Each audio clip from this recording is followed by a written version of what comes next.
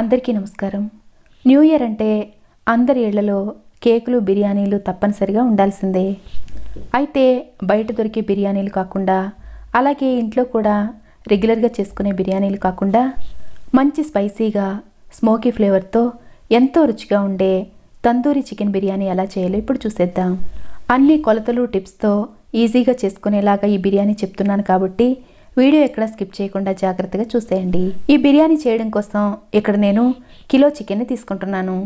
అయితే బిర్యానీకి ఎప్పుడైనా కానీ లెగ్ పీసెస్ తీసుకున్నట్లయితే ముక్కలు జ్యూసీగా ఉండి బిర్యానీ మరింత రుచిగా ఉంటుంది. ఇప్పుడు ఇందులో 3 టీ స్పూన్ల వరకు ఉప్పు వేసుకోవాలి. ఇందులో మనం ఫుడ్ కలర్ ఏమీ వేయట్లేదు కాబట్టి కలర్ ఎక్కువ ఉండి స్పైసీనెస్ తక్కువ ఉండే 3 మ్యాంగో కారాన్ని 1/2 కప్పు వరకు వేస్తున్నాను. తర్వాత అర స్పూను పసుపు కూడా వేసుకొని, అర స్పూను వేయించి దంచిన జీలకర్ర పొడి, 1 స్పూను వేయించి దంచిన ధనియాల పొడి వేసుకొని 3 స్పూన్ల వరకు తందూరి చికెన్ మసాలాని వేసుకోవాలి. ఇక్కడ నేను మార్కెట్లో కొన్నదే వేశాను. తర్వాత 3 స్పూన్ల వరకు అల్లం వెల్లుల్లి పేస్టు, 3 స్పూన్ల వరకు పచ్చిమిర్చీలను కచ్చాపచ్చాగా దంచిన పేస్టు వేసి అస్సలు నీళ్లు లేకుండా జాలి గరిటెలో వేసి వడకట్టుకున్న గట్టి పెరుగుని అరకప్పు వరకు వేసుకోవాలి.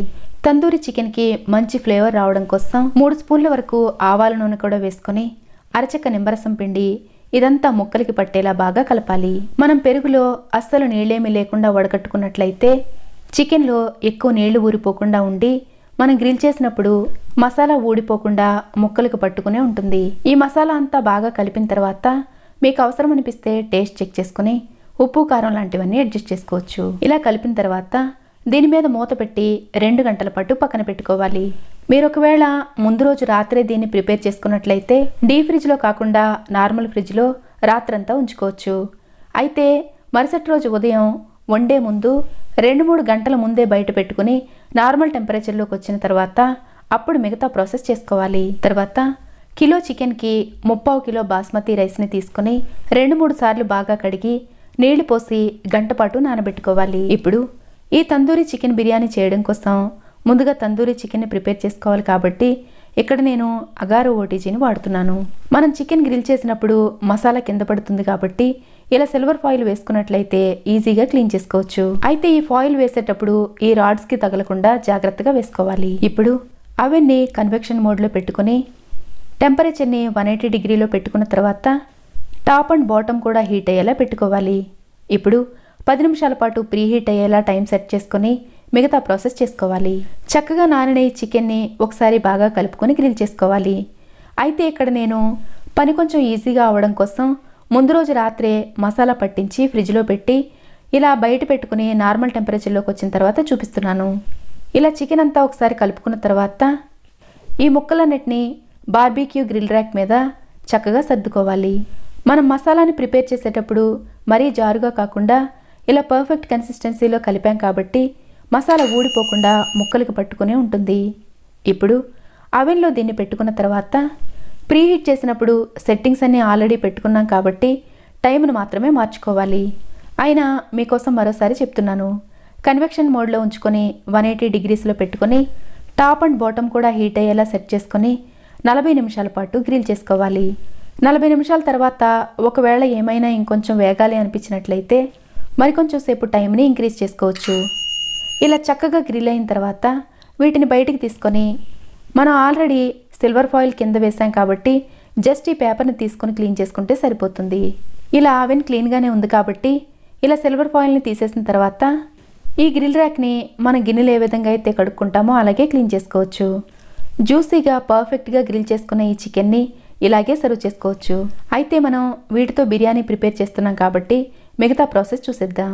తర్వాత బిర్యానీలో ఇంపార్టెంట్ ఇంగ్రీడియంట్ అయిన ఉల్లిపాయల్ని సన్నగా పొడవుగా కట్ చేసుకుని రెడీ చేసుకోవాలి. ఇక్కడ మనం తీసుకున్న కిలో చికెన్ 3/4 కిలో రైస్కి దాదాపు 400 గ్రాముల వరకు ఉల్లిపాయలు పడతాయి. మీకు మసాలా ఎక్కువ అవసరం లేదు అనుకున్నట్లయితే కొంచెం తగ్గించి వేసుకున్నా పర్లేదు. ఇప్పుడు అడుగు మందంగా ఉండి వెడల్పుగా బిర్యానీ వండడానికి అనుకూలంగా ఉండే గిన్నెని స్టవ్ మీద పెట్టుకుని 1 కప్పు నూనె వేసుకోవాలి. ఇది 200 ml వరకు ఉంటుంది. సాధారణంగా బిర్యానీలకి కొంచెం నూనె ఎక్కువే పడుతుంది కాబట్టి ఈ మాత్రం వేశాను. ఒకవేళ కొంచెం తక్కువ కావాలనుకునే వాళ్ళు కొంచెం తగ్గించి వేసుకున్నా పర్లేదు. ఇప్పుడు నూనె కాగిందో లేదో చెక్ చేసుకొని అప్పుడు ఉల్లిపాయలను వేసి మంట హై ఫ్లేమ్లో ఉంచి కంటిన్యూస్గా కలుపుతూ ఇలా మంచి గోల్డెన్ కలర్లోకి వచ్చే వరకు వీటిని వేయించుకోవాలి. ఇలా చక్కగా వేగిన వీటిని ఇలా నూనె తీసేసిన తర్వాత ఒక గిన్నెలో తీసి పక్కన పెట్టుకోవాలి. ఇప్పుడు ఇదే నూనెలో 2 టేబుల్ స్పూన్ల వరకు అల్లం వెల్లుల్లి పేస్టు, 2 టేబుల్ స్పూన్ల వరకు పచ్చిమిర్చిలను కచ్చాపచ్చాగా దంచిన పేస్టు, సన్నగా తరిగిన కొత్తిమీర, పుదీనా కూడా వేసుకొని ఇందులో ఉండే పచ్చితనం పోయేలా 2-3 నిమిషాల పాటు కలుపుతూ వేయించుకోవాలి. ఇది ఇలా చక్కగా వేగిన తర్వాత మనం వేయించి పెట్టుకున్న ఉల్లిపాయల్లో నుంచి కొద్దిగా తీసి పక్కన పెట్టుకొని మిగతావి ఇందులో వేసుకోవాలి. ఇప్పుడు ఇందులో రుచికి సరిపడా ఉప్పు, 2 స్పూన్ల వరకు కారం, పావు స్పూను పసుపు వేసుకొని 3 టేబుల్ స్పూన్ల వరకు బిర్యానీ మసాలాను కూడా వేసుకోవాలి. ఇక్కడ నేను మార్కెట్లో కొన్న బిర్యానీ మసాలానే వాడుతున్నాను. ఇది దాదాపు 30 గ్రాముల వరకు ఉంటుంది. తర్వాత మనం ఇంతకుముందు చికెన్ని మ్యారినేట్ చేసి పెట్టుకున్నాం కదా, చికెన్ని గ్రిల్ ర్యాక్ మీద పెట్టుకున్న తర్వాత మిగిలిపోయిన ఈ మసాలాను కూడా ఇందులో వేసుకోవాలి. ఇప్పుడు మంట మీడియం ఫ్లేమ్లో ఉంచి ఇదంతా కలుపుతూ వేయించుకోవాలి. 2-3 నిమిషాల పాటు కలుపుతూ వేయించుకునేసరికి ఇలా ఆయిల్ సపరేట్ అవుతూ ఉంటుంది. ఇప్పుడు ఇందులో అరకప్పు పెరుగును తీసుకొని అస్సలు ఉండలు లేకుండా విస్క్ చేసుకొని ఇందులో వేసి మరొక 2-3 నిమిషాల పాటు కలుపుతూ వేయించుకోవాలి. ఇప్పుడు ఒక నిమ్మకాయని తీసుకొని రసాన్ని పిండి వేసుకోవాలి.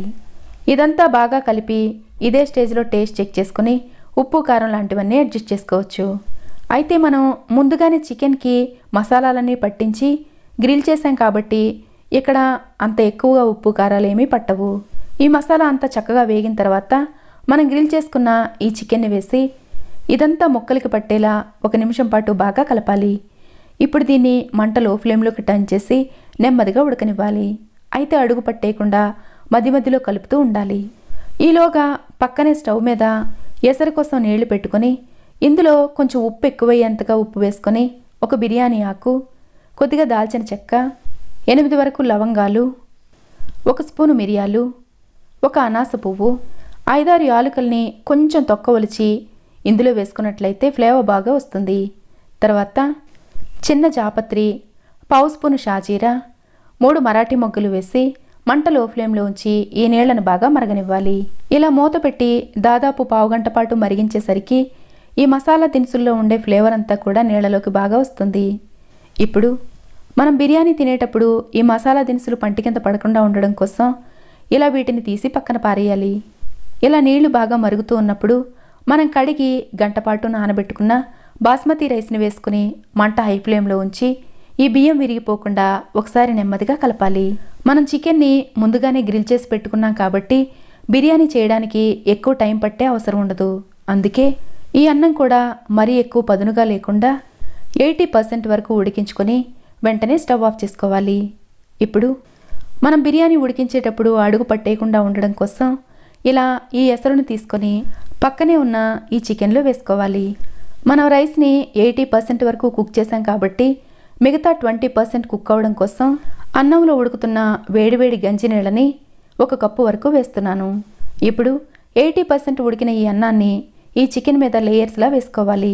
ఇక్కడ ఇంపార్టెంట్ విషయం ఇంకోటి ఏంటంటే మనం రైస్ ఉడికించిన నీళ్లలో కూడా ఉప్పు వేసాం కాబట్టి మనం గ్రేవీ ప్రిపేర్ చేసుకునేటప్పుడు ఉప్పు కొంచెం జాగ్రత్తగా వేసుకోవాలి.